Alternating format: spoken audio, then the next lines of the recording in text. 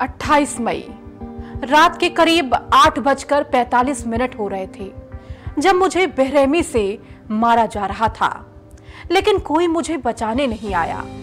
कौन है मेरा गुनहगार, मेरा हत्यारा? क्या वो मुझसे प्यार करता था?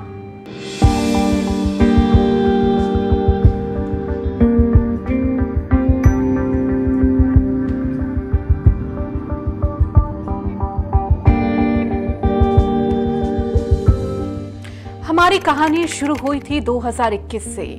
वो जून का महीना था। मैं शाहबाद डेरी इलाके में रहती थी। साहिल मेरे ही इलाके में एसी मैकेनिक का काम करता था। उसी दौरान मेरी और उसकी मुलाकात हुई। हमारे नंबर एक्सचेंज हुए। कई घंटों तक हमारी बातें होती रहती थी। मोहल्ले में आते जाते मुलाकात भी हो जाया करती थी और इसी तरह मुझे उससे प्यार हो गया। वो हमेशा कहता था उसे भी मुझसे बहुत प्यार है। बातों ही बातों में मैंने उसे प्रवीण के बारे में बताया। प्रवीण साहिल के मेरी लाइफ में आने से पहले मेरी लाइफ में था, लेकिन किसी बात पर हमने एक दूसरे से रिश्ता खत्म कर दिया था। पर अब मेरी उससे दोबारा बात शुरू हो गई थी। मैंने ये बात साहिल को बता दी थी। उसने मुझसे मना किया, लेकिन मैंने उसे बताया कि अब मेरी प्रवीण से बस दोस्ती है। साहिल इन सब बातों को लेकर मुझसे लड़ता रहता था। जब हमारी लड़ाई ज्यादा होने लगी और साहिल की बदतमीजी ज्यादा हो गई, तो मैंने साहिल से मुझसे दूर रहने को कहा, लेकिन वो नहीं माना। वो मेरा पीछा किया करता था, मुझे बात करने के लिए परेशान किया करता था। तंग आकर मैंने अपनी एक दोस्त के दोस्त झबरू भैया से साहिल को मुझसे परेशान ना करने को कहने के लिए कहा। उन्होंने उसे समझाया भी, लेकिन वो फिर भी नहीं माना। मेरी हत्या की दोपहर भी मेरी साहिल से बहस हुई थी। उस दिन मैं मार्केट गई थी। नीतू के यहाँ रात को पार्टी थी। मुझे कुछ सामान लेना था। नीतू मेरी एक दोस्त है जिसका एक छोटा सा बच्चा भी है। वो मेरे घर के करीब ही रहती है। कुछ दिनों पहले नीतू के पति को किसी मामले में पुलिस पकड़ कर ले गई थी। नीतू अपने छोटे से बच्चे के साथ घर में अकेले रहती थी। दिन में कोर्ट कचहरी के काम के लिए वो बाहर चली जाया करती थी, तो बच्चों को मैं देखती थी। उसे सहारा देने के लिए ही मैं उसके घर चली गई। 8-10 दिनों से मैं उसके घर में ही रह रही थी। मेरा घर पास में ही था, तकरीबन 300 से 400 मीटर की दूरी, इसीलिए दिन में अपने घर भी चली जाया करती थी। 28 तारीख की रात को नीतू के बेटे का बर्थडे था। मैं शाम को अपने घर गई थी कुछ जरूरी सामान लेने। माँ को बताया और अपनी दोस्त आरती के साथ बाजार चली गई। पार्टी में पहनने के लिए कुछ कपड़े लेने थे। सामान लेकर मैं घर आई और तैयार होकर नीतू के घर जा रही थी। आरती मेरे साथ थी। वो अपने घर चली गई और मैं अकेले नीतू के घर की तरफ बढ़ी। मैंने देखा साहिल वहीं खड़ा था। उसका मकसद मुझे मारना था। मैंने तब तक इस बात को नहीं समझा जब तक उसने खंजर नहीं निकाला। हमारे बीच रास्ते में भी कहासुनी हुई, जिसके बाद साहिल ने अचानक अपनी जेब से खंजर निकाला और मुझे एक दीवार में सटाकर बिना कुछ सोचे समझे मुझ पर बेतहाशा वार करता रहा। उस दीवार से लिपटी हुई मैं खुद को बचाने की कोशिश करती रही। लड़कियों की सुरक्षा और सुविधा के लिए लगाई गई स्ट्रीट लाइट भी जल रही थी। उस गली में तो रोशनी भी थी, लेकिन उस गली के लोगों के दिल में अंधेरा था। खंजर का हर एक वार मेरे कपड़ों को चीरता हुआ सिर्फ मेरे शरीर के अंदर ही नहीं, मेरी रूह के अंदर जा रहा था। चीख रही थी मैं, मदद के लिए लोगों को आवाजें भी दे रही थी। जब वो मुझे बेतहाशा खंजर घोंप रहा था, तो मेरे सामने से कुल 17 लोग गुजरे। औरतें भी थी, उसमें बच्चे भी थे और आदमी भी। लेकिन मुझे बचाना और साहिल को रोकना किसी ने जरूरी नहीं समझा। वो तकरीबन 1 मिनट 26 सेकंड तक मेरे शरीर में खंजर घोंपता रहा। पत्थर से मेरे सीने को, मेरे पैरों को, मेरे मुंह और सर को कुचलता गया। मुझे लात मारता गया, पर उसे रोकने और मुझे बचाने कोई नहीं आया। एक लड़के ने हिम्मत की, लेकिन अकेला वो क्या करता। खंजर देखकर भाग गया वो भी। मुझे पता है अब लोग हजार तरह की बातों पर बहस करेंगे, लेकिन जब मेरी मौत का तमाशा चल रहा था तब किसी ने उफ तक नहीं की। 2 लोग तो एक पेड़ के पीछे खड़े होकर तमाशा देख रहे थे। तमाशा ही तो थी मैं सबके लिए। तभी तो लोग एक नजर देखकर ऐसे चले जा रहे थे जैसे कोई मौत का तमाशा चल रहा हो और वो सब तमाशबीन हो। अभी भी उन खंजरों की चीर का दर्द मेरी आत्मा को कपा रहा है।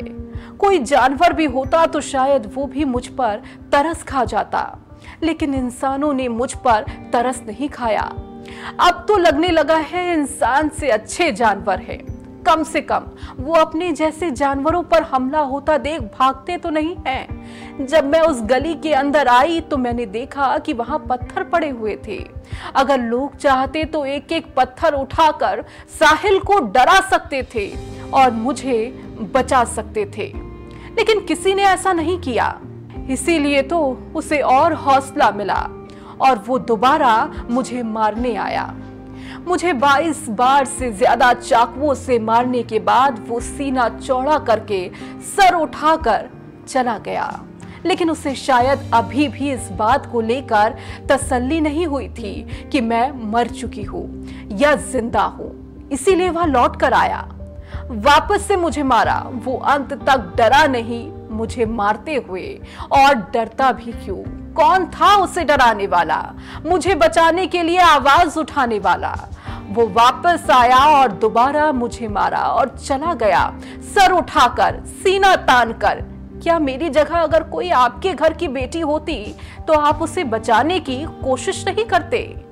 क्या उसे मारने वाले को सीना तान कर जाने देते? जिस समाज में अपराधियों का सर उठा हुआ है, उस समाज के लोगों में इंसानियत मर चुकी है। उस समाज के लोगों के सर झुके हैं और आंखों पर काली पट्टी बंधी हुई है। गुनहगार हैं उस लड़के के साथ वो सभी लोग जिन्होंने मुझे मरने दिया, जिन्होंने आंखों पर पट्टी बांध कर रखी। वो सब मेरे गुनहगार हैं। अगर हिम्मत है तो मेरे खून से लिपटी उस बॉडी और मेरे कुचले हुए सर और घावों की तस्वीर अपनी नंगी आंखों से देखो। दिल में इंसानियत होगी तो बेचैन हो उठोगे। दिल दिमाग सब जहन से मेरी तस्वीर निकलेगी नहीं और अफसोस करोगे, या फिर इंसाफ की मांग करने रोड पर निकल जाओगे। यही तो करते हो ना आप लोग। लेकिन अगर सच में इंसानियत जिंदा होती तो मुझे मरता हुआ छोड़कर मुंह फेर कर लोग वहां से गुजरते नहीं, मेरी मदद करते, उसी वक्त मुझे न्याय दिलाते। जब से मैं थोड़ी समझदार हुई तब से ही दिल्ली में मैंने कई ऐसी घटनाएं देखी जिसके बाद लोग मोमबत्तियां लेकर बाहर निकले और न्याय दिलाने के नारे लगाने लगे।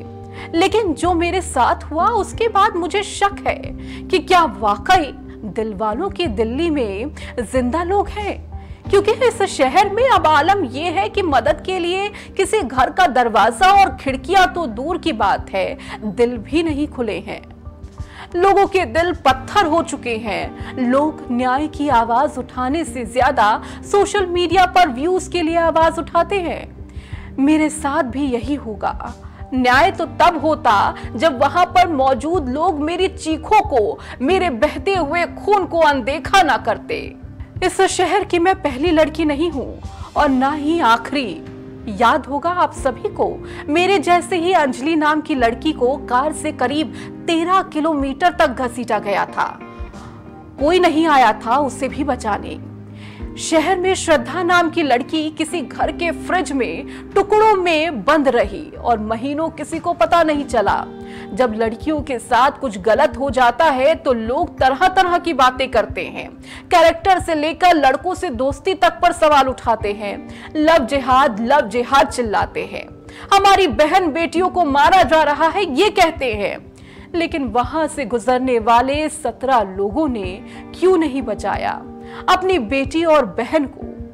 मुझे पता है अभी भी लोग मुझे लेकर सवाल उठा रहे होंगे, ये बता रहे होंगे कि मैं कैसी थी कैसी नहीं थी। मेरा भी एक सवाल है, मेरा सवाल मुझे सुन रहे हर इंसान से है, क्या गलती थी मेरी? यही ना कि मैंने अपनी नादानी से उस शैतान, उस दरिंदे से प्यार कर लिया था। बस क्या इसलिए मुझे लोगों ने मरने दिया? क्या मेरी गलती इतनी बड़ी थी कि मुझे इतनी बेरहमी से मारने दिया गया? मेरे भी कुछ सपने थे जो मैंने अपने मजदूर माँ बाप को गर्व महसूस कराने के लिए देखे थे। कुछ महीने पहले ही मेरा 10वीं का एग्जाम हुआ था और हाल ही में मेरा 10वीं का रिजल्ट भी आया था। बहुत खुश थी मैं। अपने पापा को बताया मैंने कि पास हो गई हूँ। उन्होंने पूछा कि क्या बनना है, तो मैंने कहा वकील। मुझे क्या पता था कि अब इस सपने के साथ मेरी दुनिया खत्म हो जाएगी। मुझे क्या पता था इस सपने को 22 खंजर घोंप दिए जाएंगे। आज मैं तो नहीं हूं आप लोगों के बीच, लेकिन मैं अकेले नहीं मरी हूं। मेरे साथ आप लोगों की गैरत और इंसानियत का भी कत्ल हुआ है।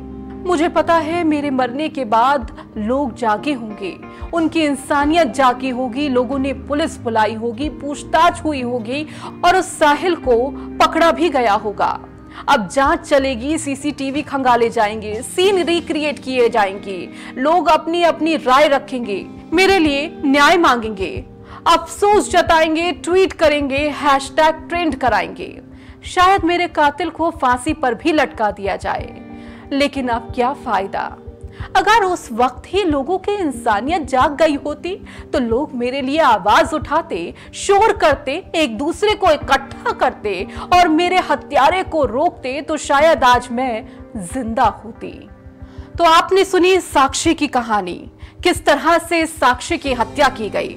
साक्षी की हत्या का जिम्मेदार सिर्फ साहिल नहीं, ये समाज भी था। वो लोग थे जो इस हत्या को देखते रहे लेकिन उसे रोका नहीं। और ऐसी ही तमाम लड़कियां हैं जो शायद इसका शिकार हो सकती है।